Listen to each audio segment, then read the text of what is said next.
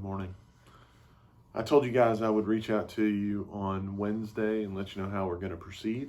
And so this is my initial foray into that. One of the things that you will become perhaps painfully aware of is that taking videos of myself is not my strong suit. Um, I am, at my nature, somebody who likes to respond to other people. So sitting in a room with just me and talking, it's not my strong suit. But these are unprecedented times. And so I want to spend a little bit of time with you guys this morning talking about where we're at, what we're looking at, and how we're going to move forward. I'm going to save the academics for really another video or another format and talk to you just kind of really about where we're at.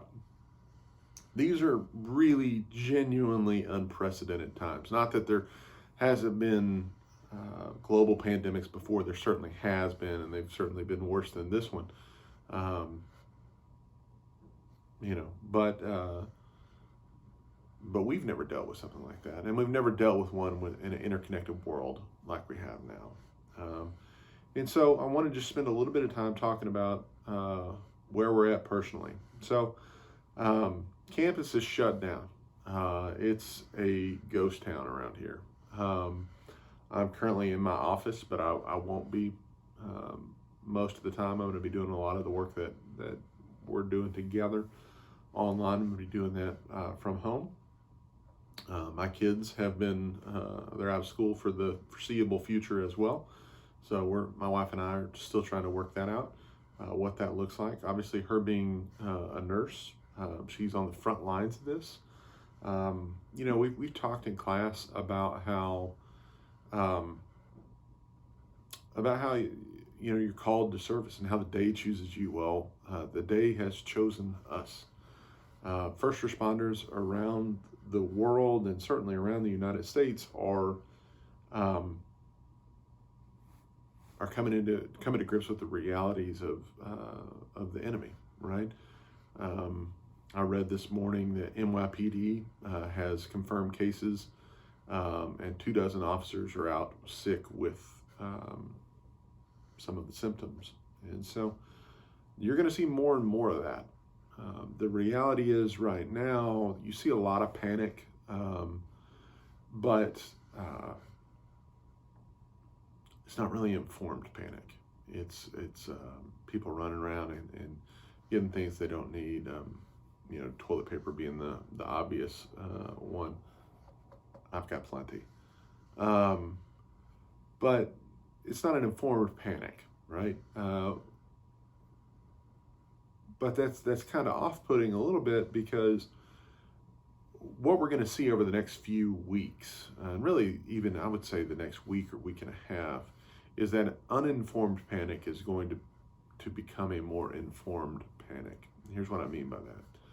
Right now, we're looking at low levels of cases that are confirmed cases, but we don't have great testing capability for the virus. And what that means is that there's a lot more people that have the virus than what's being reported.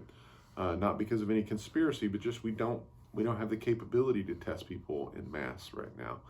And so that's something that's being worked on, hopefully being deployed out soon. And as we start getting that testing capability, you're going to see numbers skyrocket. The reality is that most likely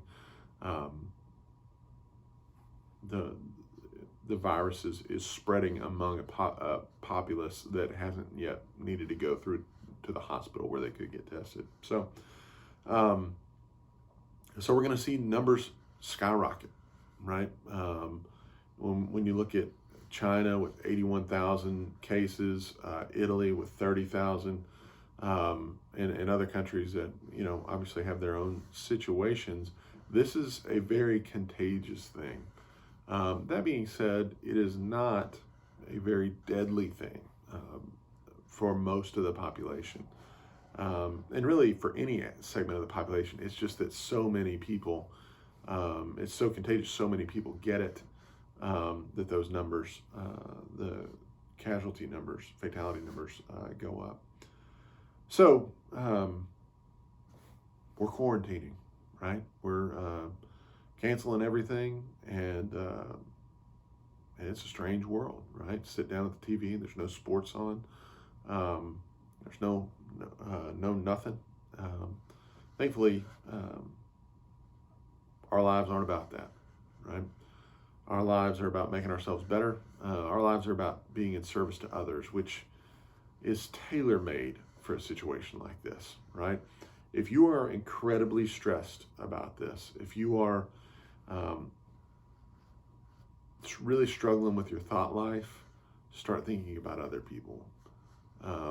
It's what people like us do. We look for need and we move out to meet the need. Nobody in any of my classes is elderly. Very few of them are immunocompromised, right? Obviously, every situation is different. Every person has to make their own choices, but be looking for ways you can bless other people, right? Because I guarantee you, whatever your situation is, there are people in worse ones, right? We are, as a nation, about to take a deep breath and go underwater with this stuff, right? Yeah, I think that's a fair assessment. The cases are about to get up. Things are about to get a bit sketchy. But we know how to deal with sketchy. Not a big deal. Here's what I want to focus on. Last week, medical professionals in Wuhan, China, where this whole thing kicked off, made a show, and you can look it up on YouTube, the Wuhan medical professionals taking off their masks. It's a pretty powerful video given the fact that, we're all looking at it, but looking at what they're going through or have gone through. They fought the good fight, and they have emerged on the other side. They broke the surface, and they're going to be okay. Things don't look the same way they did beforehand, right? Social distancing there is still a thing. Restaurants are opening up, but things do look a little bit different. I mean, one of the things we're going to have to deal with is not coronavirus or the empty grocery store shelves, but rather the economic impact of all this. Things are going to look necessarily different when we're done, but they've broken the surface, right? In South Korea yesterday, they had more recoveries than new cases. They broke the surface, right? They took their deep dive. They went under what we're about to do, and they've come out on the other side. America's got a lot of flaws, but we're a strong country, and we're come from good stock, and that's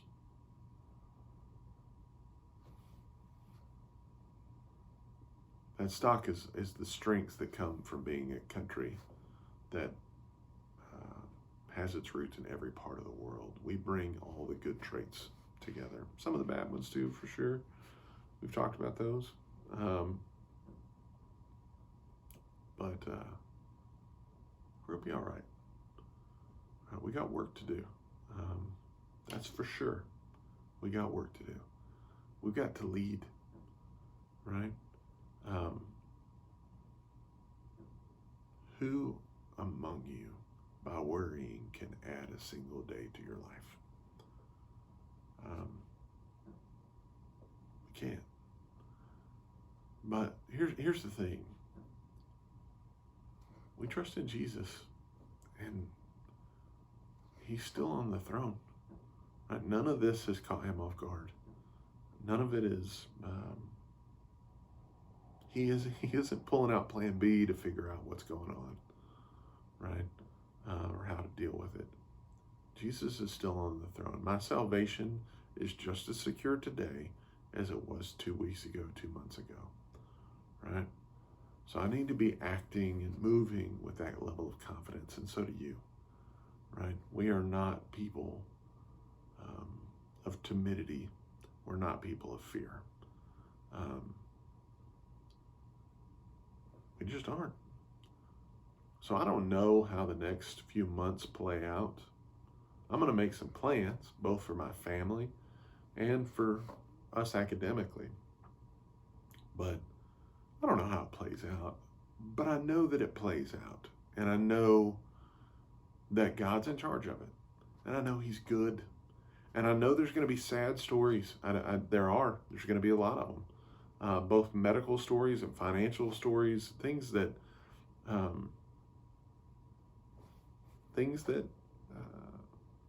it's right for us to cry about. It's right for us to shed some tears. But we pick up ourselves and we move on. Because we're confident in the eternal salvation. Right? The things that matter. The whole point of all of this is that our treasure can't be touched by something like this. Right? Our security can't be touched by something like this. So move forward with confidence. Recognize that as you're cooped up, stressors are going to abound, right? The relationships that you would have rated as a 6 or a 7 on a scale of 1 to 10, those are going to be put through the ringer. You're going to find out who you like and who really likes you. So move with grace, talk with grace, react with grace, and routinely ask for grace because you need it. So do I. Recognize that you're under stress. A lot of times because hanging around the house, watching Netflix doesn't seem stressful, you can forget that it is, and that's not a joke. It's one thing if you're choosing to be at the house, that's one thing, but when you know you got to be at the house, it's another. This isn't something that's going to blow over really quickly. So don't burn bridges in the first week that you're going to need 2 months from now. I've told you guys that I'm always going to treat you as adults. It wouldn't be appropriate for me to do anything less here. This is going to last a long time. We need to be prepared for that. And so start building bridges, right? Make the decision that you're going to lead, and lead with kindness, gentleness, respect, love, and grace. Let the fruits of the Spirit of the Lord be evident in your life. This isn't where we get scared. This is where we step up, right? Professionally, this is what you're training for, right? People in need, reaching out and you being the hand that they grasp. That's a metaphor. Don't touch anybody. But you know what I mean. We're going to be okay. I miss y'all. Legitimately miss y'all. No two ways about that. I'm sitting up here drinking coffee by myself, and it's no fun. I'm going to do what I can to reach out on video, but it's not going to be the same. I love you guys, genuinely, and we're going to be okay. It's going to take a while, but the God we serve is in charge, and He's good. I guess that's kind of all we need to know. So I'll reach out to you guys with other videos, but wanted to just do this one kind of to catch everything, and let you know that I love you, and I miss you, and we're going to be okay. All right. So I'll reach out to you on other platforms. Yeah. Have a good one.